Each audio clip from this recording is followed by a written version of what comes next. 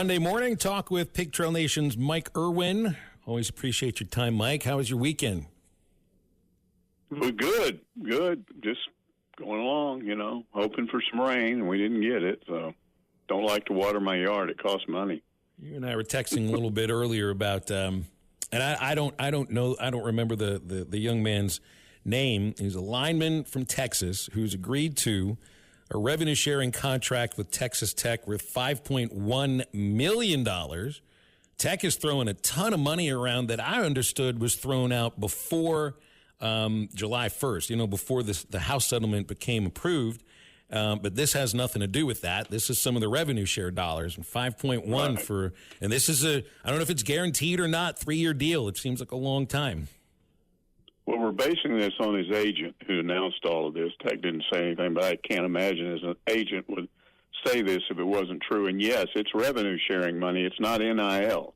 And that's what raised a lot of eyebrows, because while nobody knows, for instance, how much money specifically Texas Tech would have available of the $20.5 million that each school has before you reach the cap, how much do you spend on football? Well, they did a survey a couple of weeks ago, and whoever did the survey came up with an average of somewhere around $12 to $14 million for most schools for football. Well, if they pay, and this is $1.7 million a year, guaranteed for 3 years, that's over 10% of their budget on one player. And this is where people are just scratching their heads all over the internet, because on the one hand, what happens if this guy gets hurt? What happens if he just turns out not to be a good player? You still got to pay him, and you've spent all this money, and you don't. And what happens to all the other linemen on the team that obviously don't make anywhere near this? It almost sounds like, and when you go back to last year in the Liberty Bowl, one of the things that Joey McGuire said after that game, Texas Tech's coach, he said, because if you'll remember, Tech's running game was bad. Their quarterback got sacked a lot, and that was against an Arkansas defense that wasn't really considered, outstanding. So he made the statement, we've got to get a better offensive line. Well, is this the way you do it? By just going to get one big player? I start thinking about that 2023 season where Sam Pittman got heavily criticized because Rocket Sanders and K.J. Jefferson got almost all the NIL money.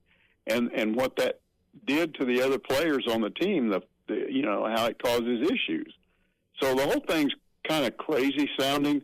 A lot of people on the internet are saying, well, but they're going to cheat. They'll just get their other money under the table. I mean, who knows what's really going on there? But it's interesting, guys, to compare that with something that happened here in Arkansas last week, where if you'll remember, earlier in the week, there was a legacy player just outside of Lubbock at a school called Friendship, very good big football power in Texas. And he was committed to, he had committed to Arkansas. And all of a sudden, his dad played here, his mother played basketball here, and suddenly he announced Arkansas had withdrawn its scholarship offer, and people went bonkers. What is Sam Pittman doing? Has he lost his mind? This is a 4-star player. Are you crazy? And then all of a sudden, about 4 days later, they get another commitment from another kid out of Texas, a wide receiver, just like the other kid. He's got very similar numbers, but he's a 3-star. And so now people are speculating that what really happened there was you got Remy Cofield over there as your GM, trying to advise coaches on your total budget. This is how much you got to spend. How much are you going to spend on each player? And maybe Cofield came in and said, this kid wants too much money. Find somebody else that's about as good and see if you can get them for less. And that's what they did. Now, we don't know that's what happened, but it sure looks like that's what happened. And if that's the way this thing is done, it's going to be very interesting because fans aren't up to speed on all of this. They get mad over things they don't understand. And guys, the other thing, we were talking about Kevin Trainor last week. What I'm hearing now is Arkansas is really going to have trouble coming up with that $22 to $23, $24 million to add the extra scholarships that are allowed to meet the cap. And the way somebody put it to me, and it's not just Arkansas, it's a lot of schools. If you owned a business and all of a sudden your cost to do business, when switched over from the end of June to the 1st of July, if your cost to run that business jumped 30% in one jump, could you increase your sales by 30% to keep up with that? So what do? And this is the dilemma that Yurachek and all these other ADs have. If you're not swimming in money, we don't know where this stuff is headed. It's kind of scary to think about it. Yeah, I saw earlier today that, I don't know if he's announced it. It's just there's reports on ESPN's website that Joe Castiglione is going to step down as Oklahoma athletics director. And all I would bring it up, he's the longest tenured athletics director in the country for any Division I school. And he's 67, so, you can't look into it too much. Maybe he just thinks it's time to retire. But on the other hand, it's this crazy world of college sports that you might be looking at and thinking, well, I got to try to find a way to navigate this. And the other thing about this too, Mike, is so the number is $20.5 million now. 10 years from now, that number is over $30 million. Like these numbers grow in the next 10 years in terms of the revenue share. So, you got to keep finding ways to cut or keep finding ways to increase revenues. And I'm not sure how you do. Some schools probably will be able to do it like they've always done it. The same boosters that were given NIL money could just pump money into the athletic department. Texas Tech has a billionaire, a guy outside of Lubbock. He loves the Red Raiders. He was giving big NIL money to them, so they're not going to be hurting. They'll have their 20 because he will make sure they get it every year. But if you don't have somebody like that, what are you going to do? And some people are saying that when these new TV contracts get negotiated for like SEC teams, that's where a lot of that money will come from. Everybody will get more money so you can meet that cap. But that hasn't happened yet. And what if we reach the point where the TV people become saturated and nobody wants to watch like they did, and then they don't have that money? You start thinking this whole thing in a crazy scenario could just start collapsing. Like all of a sudden you're having to cut sports because you can't afford to do this, and the next thing you know, people aren't coming to the games anymore, and they're all mad about it, and you're just going, can we go back to the old way of doing things? I don't know, guys. It's something Mike, it's something you had just said. And right now you see a couple of schools that are cutting something like women's tennis, small potatoes comparably, and I don't mean that as an insult to women's tennis, but comparably to the amount of money that's spent on some of the other programs. That's the way that these schools end up meeting that nut. It's not through cutting salaries, because we've already seen you're not going to see a decrease in coaches' salaries, and they're also You're adding staff at the same time at Arkansas. If Remy Cofield's going to have a staff, you're cutting and you're adding at the same time.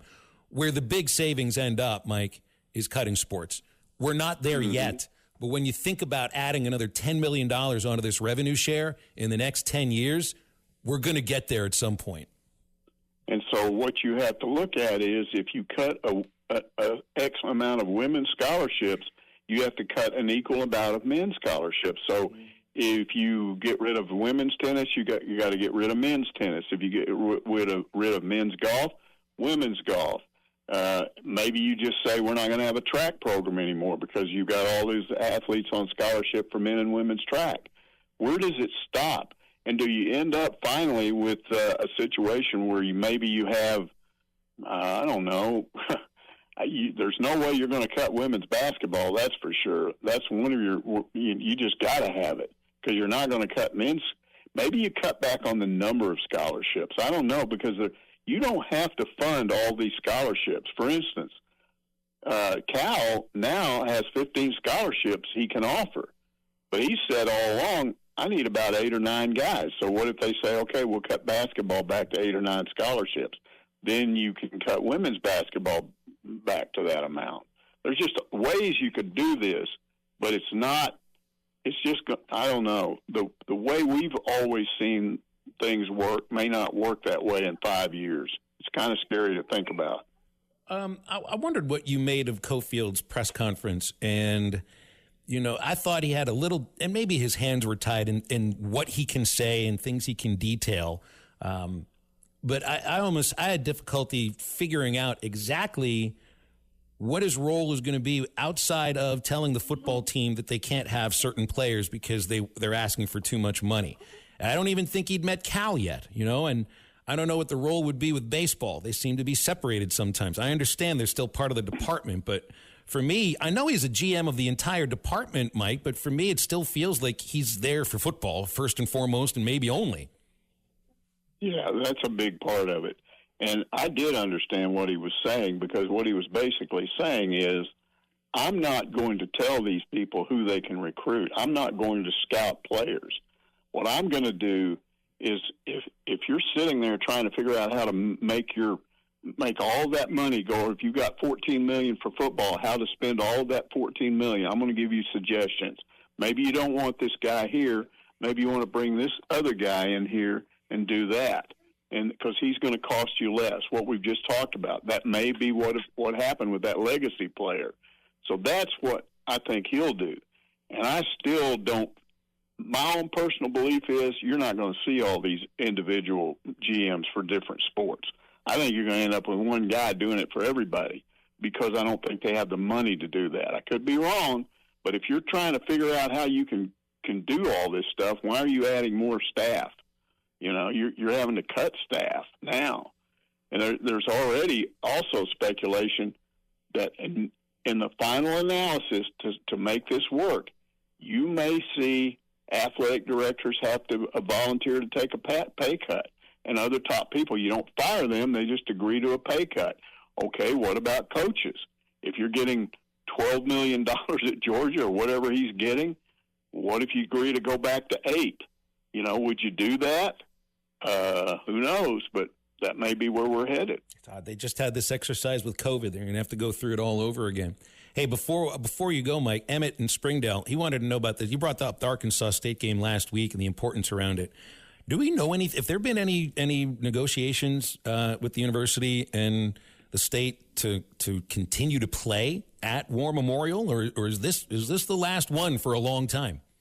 Nothing has been said about that I know of. In other words, there's people speculating that what Yurachek did was he said, okay, we'll give you this game, but that's it. And after that, we cannot afford to play at War Memorial anymore, because it costs the athletic department money. They don't charge them rent anymore, but they get to keep the parking and concessions. If you have that game in Fayetteville, Arkansas gets to keep parking and concessions, and that's not a small amount of money. So I don't know what they're going to do. It's a PR nightmare if you're the U of A, because you don't want to make people in Little Rock mad. So what are you going to do? I don't know. BetOnline continues to be your number one source for all your sports betting action. And with baseball in full swing and football season right around the corner, BetOnline has more ways to stay in on the action with the latest odds, news, and scores, even live in-game betting. From MLB, UFC to tennis and NFL futures, BetOnline remains your choice for sports wagering information. In between games, head over to the BetOnline Casino with all the top Vegas-style games, including poker and live casino. Head to the website today and take advantage of their industry-leading VIP program with level-up bonuses and weekly cash boosts. BetOnline. The game starts here.